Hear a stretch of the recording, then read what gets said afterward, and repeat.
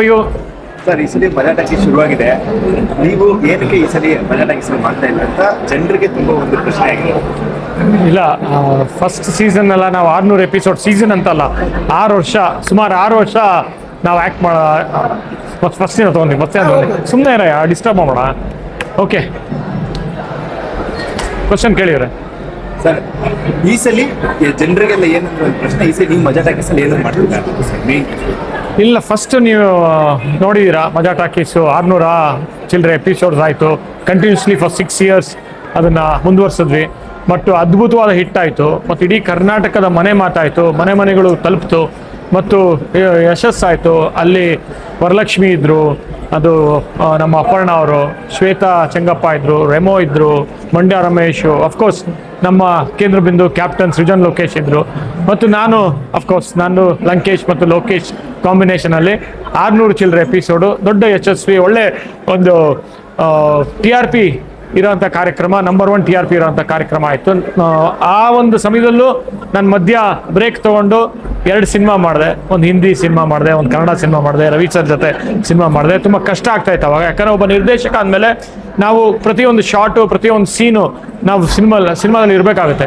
Action cut ಹೇಳಬೇಕಾಗುತ್ತೆ ಮತ್ತು ಪ್ರತಿಯೊಂದು ಹಂತದಲ್ಲೂ ಇನ್ವಾಲ್ವ್ ಆಗಿರಬೇಕಾಗುತ್ತೆ. ಸಿನಿಮಾ ನಿರ್ದೇಶಕನಾಗಿ ಒಂದು ಸಿನಿಮಾನಲ್ಲಿ ಇನ್ವಾಲ್ವ್ಮೆಂಟ್ ಆಗಬೇಕು ಅಂತಂದರೆ ಮಜಾ ಟಾಕೀಸ್ ಕಷ್ಟ ಆಗುತ್ತೆ. ಅದು 6 ವರ್ಷ ಸತತವಾಗಿ ಒಂದು ಬ್ರೇಕ್ ಇಲ್ಲದೆ ಮಾಡಿದಂಥ ಕಾರ್ಯಕ್ರಮ, ಯಶಸ್ವಿ ಕಾರ್ಯಕ್ರಮ. ಆದರೆ ಸೆಕೆಂಡ್ ಸೀಸನಲ್ಲಿ ಇವಾಗ ಮೊನ್ನೆ ನಡೀತಾ ಇರೋದ್ರಲ್ಲೂ ಕೇಳಿದ್ರು. ಬಟ್ ನಾನಿವಾಗ ನನ್ನ ಮಗನೂ ಒಂದು ಪ್ಯಾನ್ ಇಂಡಿಯಾ ಸಿನಿಮಾ ಮಾಡ್ತಾನೆ, ನಾನು ಒಂದು ಬೇರೆ ಸಿನಿಮಾ ಮಾಡ್ತಾ ಇದ್ದೀನಿ. ಸೊ ಈ ಕಾರಣದಿಂದ ಇದಕ್ಕೆ ಸಮಯ ಕೊಡೋಕ್ಕಾಗೋದಿಲ್ಲ. ಮತ್ತು ಹಿಂದೆ ನಾವು ಸಕ್ಸಸ್ ಮಾಡಿದ್ದೀವಿ, ಆ ಸಕ್ಸಸ್ಸನ್ನು ಮತ್ತೆ ಕ್ರಿಯೇಟ್ ಮಾಡೋಕ್ಕಾಗುತ್ತೋ ಇಲ್ಲೋ ಗೊತ್ತಿಲ್ಲ. ಯಾಕಂದರೆ ಹಲವಾರು ಪಾತ್ರಧಾರಿಗಳಿಲ್ಲ ಅಲ್ಲಿ. ವರಲಕ್ಷ್ಮಿ ಇಲ್ಲ, ನಮ್ಮ ಅಪ್ಪಣ್ಣ ಅವರು, ಶ್ವೇತಾ ಅವ್ರು ಬೇರೆ ಒಂದು ಕಾರ್ಯಕ್ರಮದಲ್ಲಿ ಬ್ಯುಸಿ ಇದ್ದಾರೆ, ರೇಮೋ ಅವರ ಒಂದು ಮ್ಯೂಸಿಕ್ ಸಂಗೀತ ಕಾರ್ಯಕ್ರಮದಲ್ಲಿದ್ದಾರೆ, ಮಂಡ್ಯ ರಮೇಶ್ ಅವರು ನಾಟಕದ ರಂಗಭೂಮಿಯಲ್ಲಿದ್ದಾರೆ, ನಾನು ಸಿನಿಮಾ ತೆಗಿತಾ ಇದ್ದೀನಿ, ನಿರ್ದೇಶನ ಮಾಡ್ತಾ ಇದ್ದೀನಿ. ಸೊ ಈ ಕಾರಣದಿಂದ ನಾನು ಮಾಡೋಕ್ಕಾಗಲಿಲ್ಲ. Of course all the best to them and ಒಳ್ಳೇದಾಗಲಿ.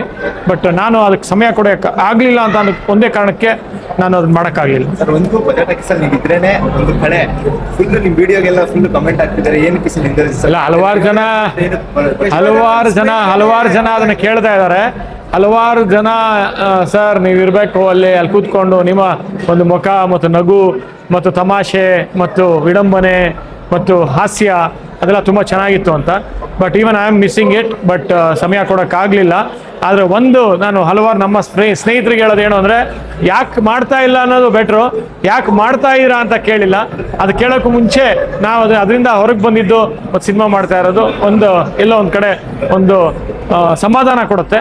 ಯಾಕಂತಂದರೆ ನೀವು ಕ್ರಿಕೆಟರ್ ಆದಾಗಲೂ ಅಷ್ಟೇ, ಯಾಕೆ ಇನ್ನೂ ಆಡ್ತಾ ಇದ್ದೀರಾ ಅಂತ ಕೇಳಬಾರ್ದು, ಯಾಕೆ ನೀವು ಆಡ್ತಾ ಇಲ್ಲ, ಯಾಕೆ ರಿಟೈರ್ ಆದ್ರಿ ಅಂತ ಕೇಳೋದು ಪ್ರಶ್ನೆ, ಅದು ಇಂಪಾರ್ಟೆಂಟು. ಸುನೀಲ್ ಗವಾಸ್ಕರ್ ಹೇಳಿದ್ದು. ಸೊ ನಾನು ರಿಟೈರ್ ಆಗಿಲ್ಲ, ಆದರೆ ನಾನು ಸಿನಿಮಾ ನಿರ್ದೇಶನ ಮಾಡ್ತಾ ಇರೋದ್ರಿಂದ ಇಲ್ಲಿ ಸಮಯ ಕೊಡೋಕ್ಕಾಗಲಿಲ್ಲ ಅಷ್ಟೇ. Thank you sir.